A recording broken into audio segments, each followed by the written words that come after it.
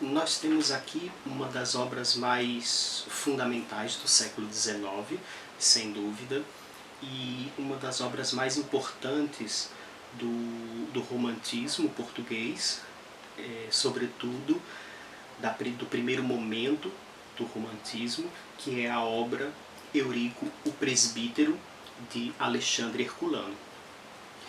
Alexandre Herculano, junto com Almeida Garrett, vão ser praticamente dois protagonistas dessa primeira fase do romantismo português.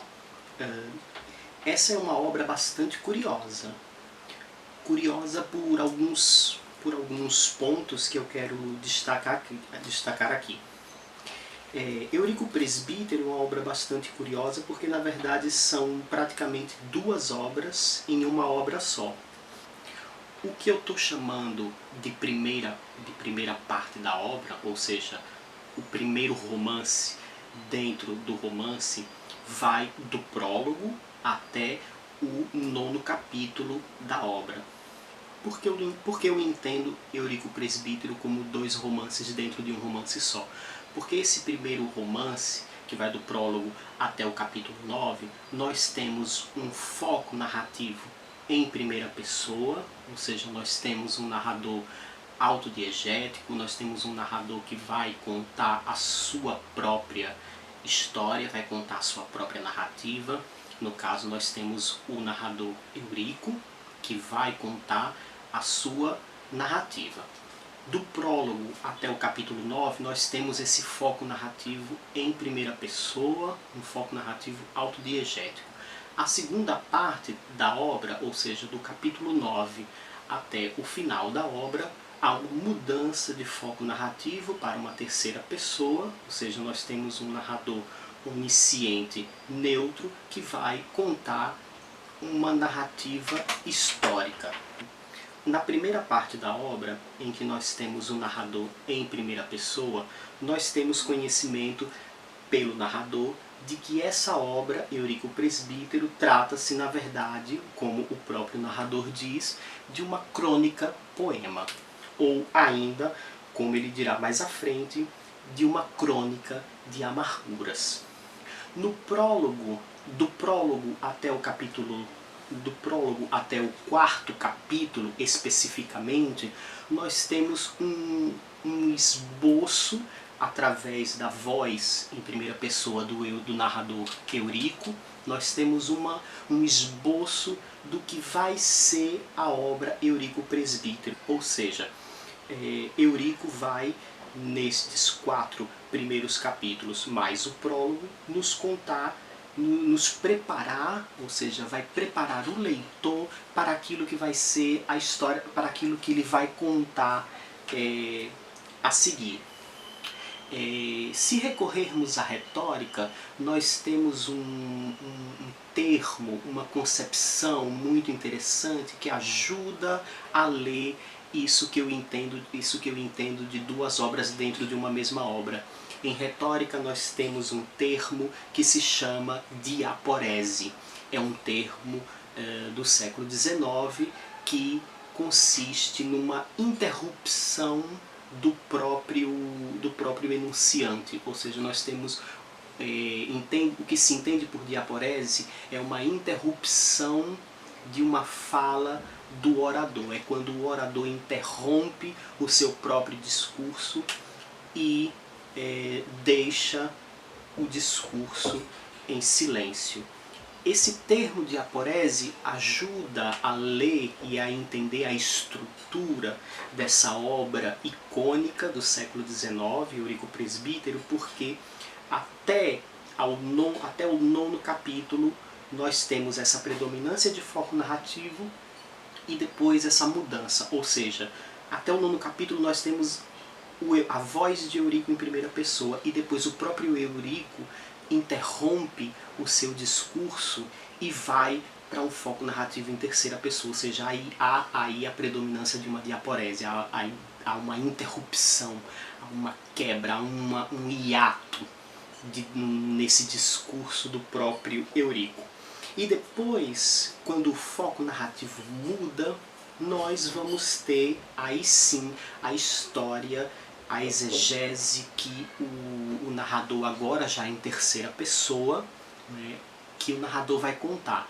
Trata-se, na verdade, de uma matéria histórica. Né? O Alexandre Herculano, como todos nós sabemos, vai ser um desses autores do século XIX que vai muito se interessar por esse tipo de romance, esse romance histórico. Né? Esse romance histórico muito na linhagem daquilo que o Walter Scott produziu em termos de romance histórico. Portanto, nós, nessa segunda parte do romance, nesse segundo romance dentro do romance, né, nós vamos ter uma matéria histórica que o narrador vai nos contar em terceira pessoa, ou seja, o narrador onisciente, neutro, vai nos contar uma história que é, na verdade, uma grande disputa entre os godos e os árabes no século VIII. Né? Essa é a matéria histórica em si, propriamente, do romance Eurico Presbítero. O tempo da narrativa se passa no século VIII e o narrador vai nos contar a disputa entre os godos e os árabes. Como nós sabemos, né, nesse contexto histórico, os godos eram povos que habitavam a Europa, o continente europeu, e essa denominação de godos foi uma denominação dada pelos romanos, né? Ou seja, nós temos ali nós vamos ter um grande embate histórico entre esse povo godo, que não chegou a constituir propriamente um império no sentido do Império Romano, né? E os godos do leste, que vão perder em termos de batalha, em termos de disputa, em termos de poder, lembrando que nessa época não havia dinheiro como nós entendemos hoje, não é? Não havia o dinheiro em papel, não havia caixa eletrônica, obviamente, né? Nem cartão de crédito. Portanto, a ideia de dinheiro, a ideia de dinheiro, de posse, se dava por esse perfilamento do poder, né? O dinheiro era o poder naquela época, né? Então havia esse entrave entre esses povos godos e os romanos, né? Por disputas de terra, por disputas de território, né?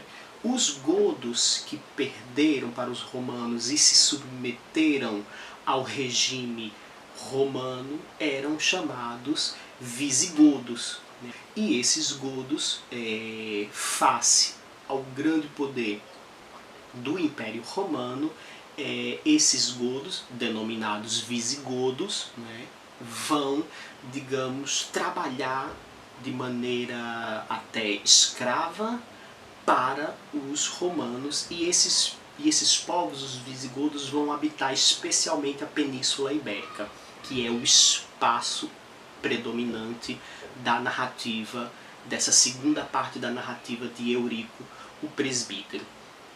O que o nosso narrador vai nos contar nessa segunda parte do romance é um extenso embate entre esses visigodos, esses godos do leste, e os árabes, que estavam conquistando cada vez mais espaço na Península Ibérica.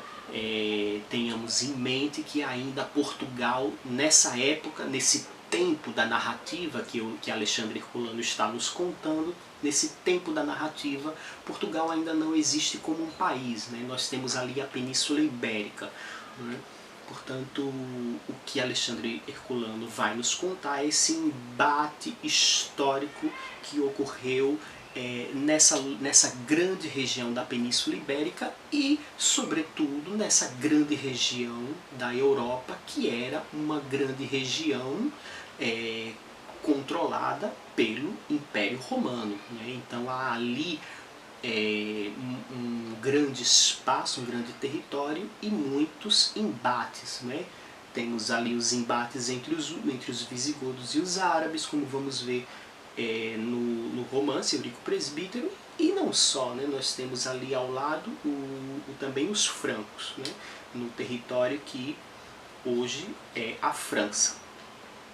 Bom, estabelecida essa panorâmica da matéria histórica que o narrador vai nos contar, nós seguramente podemos nos perguntar, afinal, quem é esse personagem, Eurico, que estampa a capa, que estampa o título da obra, quem é esse tal do Eurico? Bom, isso é muito importante, não deixa de ser curioso, mas também é muito importante, porque Eurico no prólogo e nos 4 primeiros capítulos, que são, digamos, capítulos mais testemunhais em primeira pessoa desse narrador, né? Eurico é uma espécie de poeta lírico, né? E há nesses 4 primeiros capítulos, digamos que um certo interesse para quem trabalha com teoria da poesia, por exemplo, porque Eurico é descrito como um poeta lírico. Eurico constantemente está falando nesses 4 primeiros capítulos dos seus sentimentos, né, de seus sentimentos e da sua relação, digamos, ontológica com a existência, né, para pegarmos alguns termos filosóficos, e Eurico está constantemente vertendo lágrimas, né? Eurico nos prepara para uma espécie de relato testemunhal de uma desaventura, para pegarmos uma palavra que será muito cara a um outro romance muito importante da literatura portuguesa, que é o História de Menina e Moça, de Bernardino Ribeiro, um romance do século XVI, né? E que essa palavra é muito importante para o romance do Bernardino Ribeiro, essa desaventura. Então o Eurico vai nos contar a sua desaventura, né, ou a sua desventura muito sentimental. Portanto, Eurico está sempre vertendo lágrimas nesses 4 primeiros capítulos. E há um interesse, para quem trabalha com teoria da poesia, podemos dizer que há um interesse de teoria da poesia, porque Eurico vai nos dizer que o poeta só é poeta porque chora, porque verte lágrimas. E é por verter lágrimas que o poeta se torna poeta e que se reconhece como poeta, assim como a sociedade também o reconhece como poeta. É como se o Alexandre Herculano estivesse já preparando uma questão que será muito cara para o romantismo em si, essa questão do sentimento perante a si próprio, do sentimento perante o mundo. Portanto, Eurico vai dizer que o poeta só é poeta se chora, se sofre, não é? Depois, a partir desses 4 primeiros capítulos, nós, e ao longo da obra, nós vamos entender mais ou menos qual será a exegese, ou seja, qual será a história que Eurico vai nos contar dentro, tendo ciência desse pano de fundo da matéria histórica que nós já tratamos. Trata-se, na verdade, de uma história bastante curiosa, porque Eurico, sendo um poeta lírico, ou seja, Eurico sendo um personagem que é dotado de um grande sentimento e carrega um grande sofrimento, ao longo da obra nós vamos tendo conhecimento de que sofrimento é esse. Na verdade, Eurico é um personagem que apaixona-se fortemente por uma mulher chamada Ermengarda. E essa personagem, Ermengarda, ela é filha de um rei, o rei Fávila, e ali uma espécie de amor quase impossível, né? Eurico declara-se para Ermengarda, Eurico quer juntar-se à sua amada, mas Ermengarda vive numa espécie de confusão. Ermengarda tem um duplo problema. Ou aceita o amor, ou acata as ordens do pai, porque o pai não queria que esse relacionamento vingasse. O pai vai ser um opositor do relacionamento entre Eurico e Ermengarda.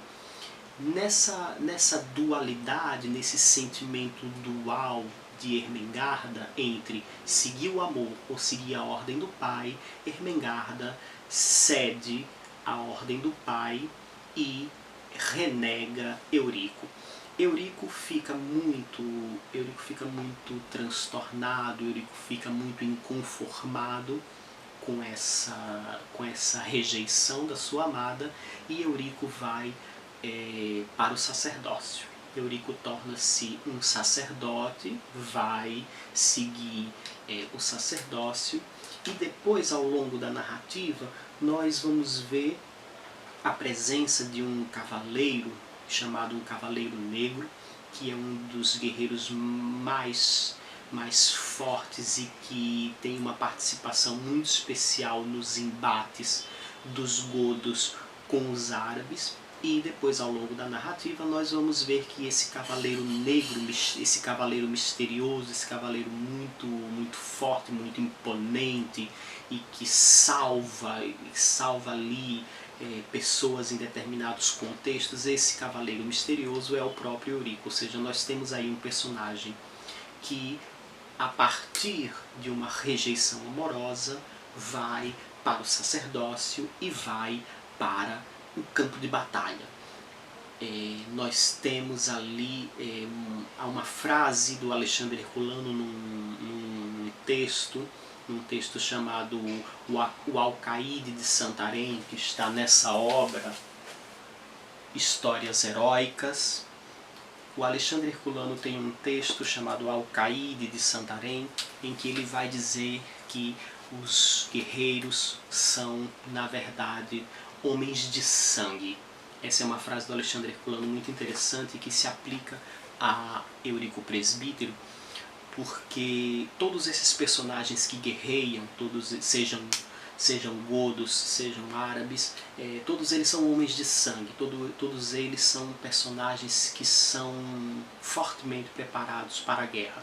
Portanto, são homens de sangue no sentido de que são personagens que têm uma missão, né, que é a luta, né, e que eles não podem, e que essa luta é de fato uma questão incontornável para todos esses personagens, não é? Bom, e por que eu digo que esse personagem Eurico é um personagem bastante curioso no contexto do século XIX, em que o Alexandre Herculano escreve a obra, né? É um personagem bastante curioso porque ele, de algum modo, vai reverberar em outro personagem bastante curioso e bastante importante também da literatura do século XIX, que é o personagem Amaro do Eça de Queiroz, né? O Padre Amaro, da obra O Crime do Padre Amaro. Esses dois personagens são personagens muito curiosos, não apenas pelo fato de o sacerdócio uni-los, ou seja, de termos ali a questão da devoção do sacerdócio, da questão da entrada, do ingresso no sacerdócio, como um ponto que os ligue. Mas há uma outra coisa interessante que liga esses dois personagens, né? Nós temos aqui, tanto Eurico quanto o Padre Amaro, nós temos dois personagens devotos desse sacerdócio, mas Eurico é um personagem que vai para o sacerdócio, vai ser um personagem devoto, vai ser um sacerdote por por uma desilusão amorosa, que vai ser resolvida no final da narrativa. Não vou vos falar o final da narrativa. O Padre Amaro, ele vai para o sacerdócio meio que por uma obrigação, né? Quem leu O Crime do Padre Amaro vai perceber que o Padre Amaro torna-se sacerdote por uma questão meramente familiar, não é? O padre Amaro vivia com a marquesa, né? E a marquesa coloca no texto os pais morrem, Amaro fica órfão, vai viver com um tio e depois vai viver com um tio em Lisboa, e depois o Padre Amaro, essa marquesa deixa um testamento para o Padre Amaro, para o Amaro entrar na vida religiosa. Ou seja, o Padre Amaro é um personagem que é levado à vida religiosa. Não é à toa que ao longo da narrativa do Crime do Padre Amaro nós leitores acompanhamos várias inquietações e vários momentos de dúvida do Padre Amaro sobre essa vida religiosa. Não é? Ou seja, é um personagem que duvida, não é? E essa dúvida, essa suspeita está ligada a essa relação, não é? de ele ter sido levado para essa vida religiosa, e isso vai ter as suas implicações no romance, que aí é uma outra história. O Eurico não, o Eurico, ele por uma desilusão amorosa, ele vai para a vida religiosa. Ou seja, nós temos aqui dois personagens, o Eurico e o Padre Amaro, nós temos dois personagens muito semelhantes, não é? Personagens que nos dão muitos caminhos para nós estudarmos essa relação da vida religiosa com a literatura, mais especificamente da relação do celibato dos padres com a literatura. Nós temos aí muitos campos, muitos caminhos para estudarmos, para fazermos um trabalho comparativo entre esses dois personagens. São personagens, acho que importantes, muito importantes do século XIX, portanto há aí uma relação muito boa para ser estudada, não é? São dois personagens que de algum modo questionam esse celibato dos padres, porque Eurico ao final, no final da narrativa, né, de Eurico Presbítero, há o primeiro diálogo que nós leitores temos acesso nessa obra é no final, quando Eurico salva Ermengarda das garras dos árabes. É um resgate muito tumultuoso, não é? É um resgate muito complicado por adversidades do tempo, estava muito frio, o solo, o terreno era muito perigoso, mas os godos tinham uma vantagem contra os árabes. Os godos conheciam mais aquele território muito cruel, muito duro. Então, num resgate muito tumultuoso de Ermengarda das mãos dos árabes, Eurico tem ali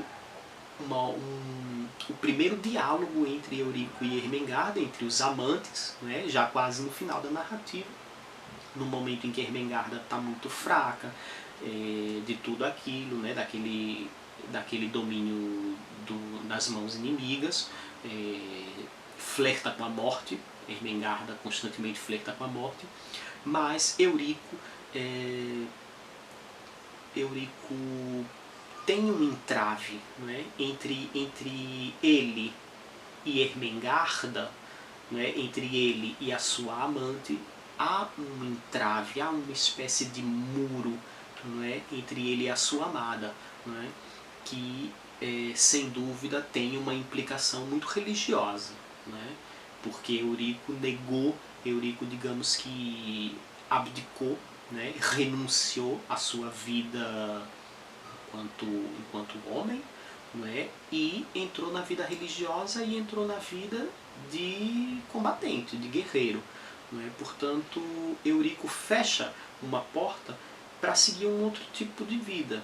Né? E depois, quando ele encontra, quando ele está frente a frente com Ermengarda, há uma espécie de muro. Nós sabemos que isso será uma tendência da literatura romântica, né? Essa espécie de muro entre o eu e entre a sua amada. Né?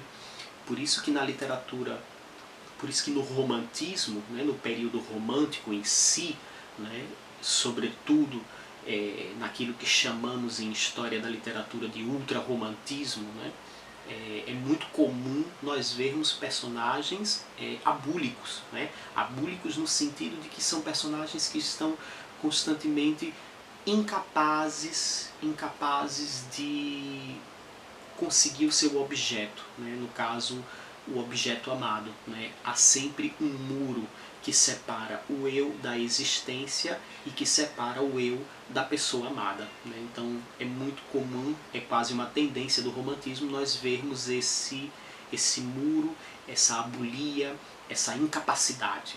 Né? E por que é que eu comparo, por que é que eu faço essa leitura comparativa do Eurico Presbítero com o Essa de Queiroz, especificamente com o Crime do Padre Amaro? Porque há uma questão aqui nessa obra, o Eurico Presbítero, que, digamos, vai ser resolvida no Essa de Queiroz. Né? Por exemplo, o Eurico tem esse muro, né, que separa-o do seu objeto amado, da sua Ermengarda. Né? Nesse diálogo entre Eurico e Ermengarda, no final da obra, Eurico não aceita a possibilidade de viver o amor com a sua Ermengarda. Ele não aceita porque ele fechou, como eu acabei de falar, ele fechou uma porta e foi seguir uma outra porta, ou seja, ele encerrou um caminho e passou a seguir um outro caminho. Nesse outro caminho em que Eurico segue, não há a possibilidade de retornar ao caminho anterior. Né? Eurico continua fiel ao caminho que decidiu seguir. Essa é uma questão que vai ser resolvida em Essa de Queiroz. Né? Essa é uma questão, ou seja, aqui em Eurico Presbítero temos uma gênese de uma questão que vai ser resolvida em Essa de Queiroz, que vai ser resolvida em O Crime do Padre Amaro, porque o personagem Padre Amaro, ele não é nada fiel ao caminho que segue. Né? O que Eurico tem de fiel ao caminho que decidiu seguir, o Padre Amaro não tem fidelidade nenhuma. Amaro não estabelece fidelidade nenhuma ao caminho que seguiu. Lembrando que foi um caminho por imposição. Né? O Padre Amaro não quis, isso já há estudos quanto a isso, há estudos de pesquisadores sobre essa questão, né? Que o Padre Amaro não escolheu a vida religiosa. Houve ali uma questão, né? Houve ali uma imposição. Né? Ele foi obrigado a seguir a vida religiosa.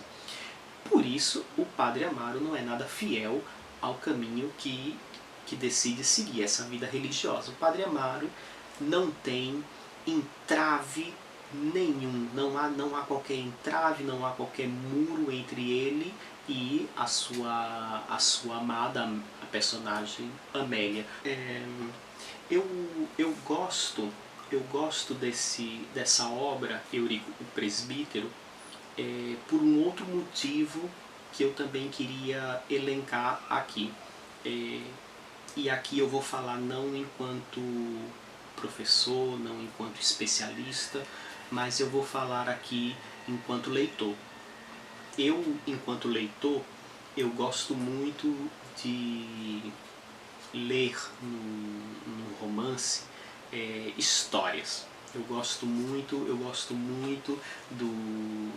dos momentos de intriga, eu gosto muito dos momentos das peripécias, eu gosto muito eu enquanto leitor, eu aprecio muito uma boa história, né?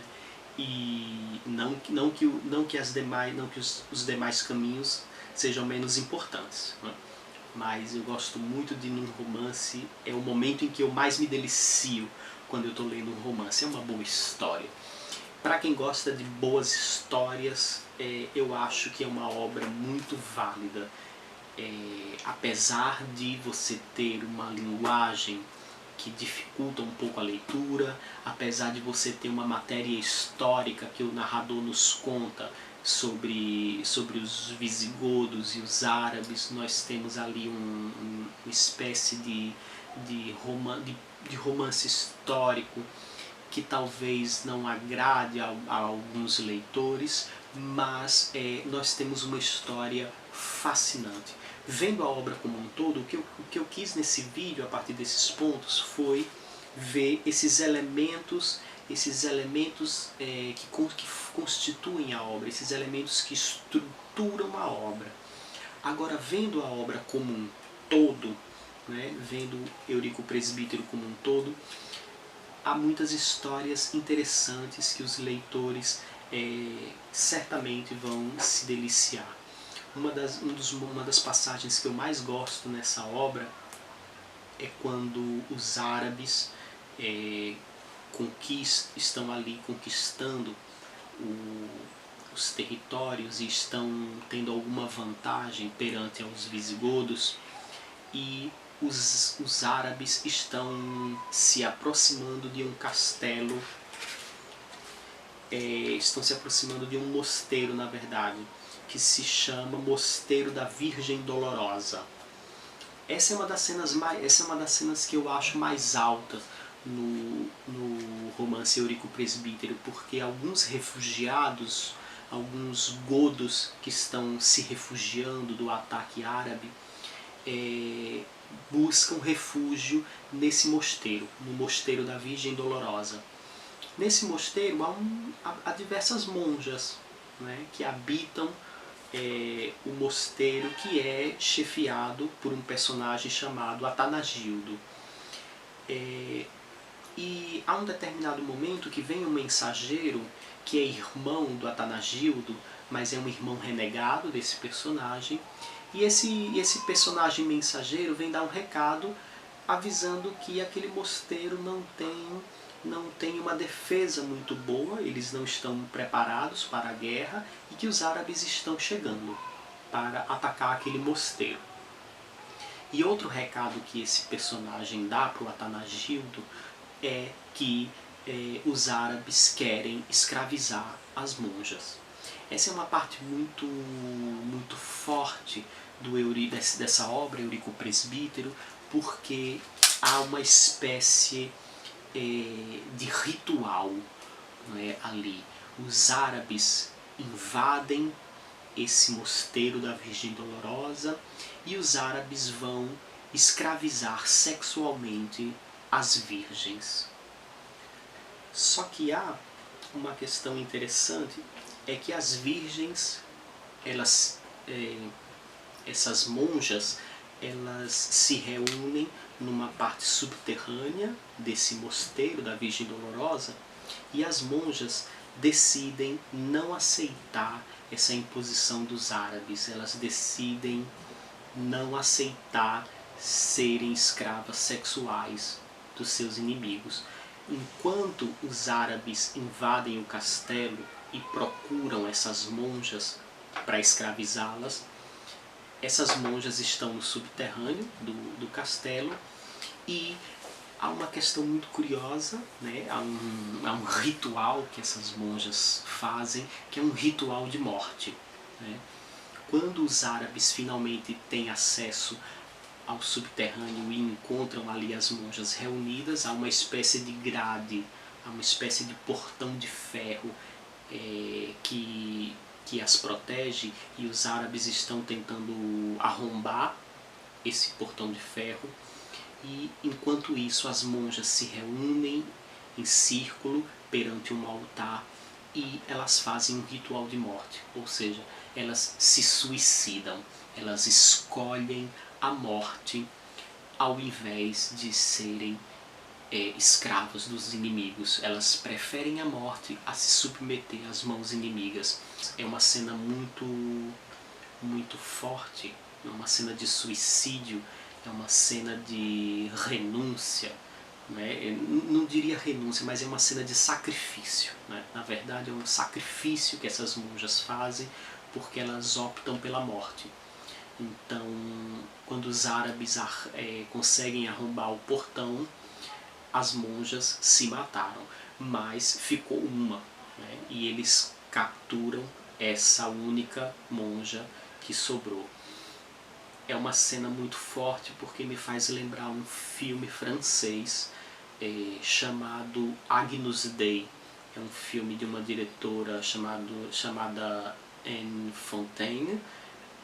É um filme de 2016 em que monjas são extremamente violentadas pelo exército inimigo. É um filme que se passa na Polônia, se eu não me engano, em que as tropas inimigas estão violentando monjas um mosteiro bastante ermo, bastante escondido. E é um filme muito tocante porque uma personagem que é enfermeira vai lá ajudar essas monjas que estão grávidas, né, porque os soldados inimigos foram lá e violentaram essas monjas. Portanto, há um diálogo entre essa cena e esse filme Agnus Dei, da Anne Fontaine, muito interessante para quem quiser entender melhor esse contexto de clausura e esse contexto de personagens que vivem numa clausura, mas que são violentadas, ou que, no caso de Eurico Presbítero, diante dessa condição, elas preferem renunciar à vida. Elas preferem fazer um sacrifício e renunciar à vida, ou seja, há um jogo que alterna, não é, entre a renúncia e o sacrifício. Não é? Portanto, são personagens que vão renunciar à vida diante dessa condição de serem subalternas sexuais, né, dos seus inimigos. Eu acho que essa é uma das cenas mais tocantes dessa obra Eurico Presbítero.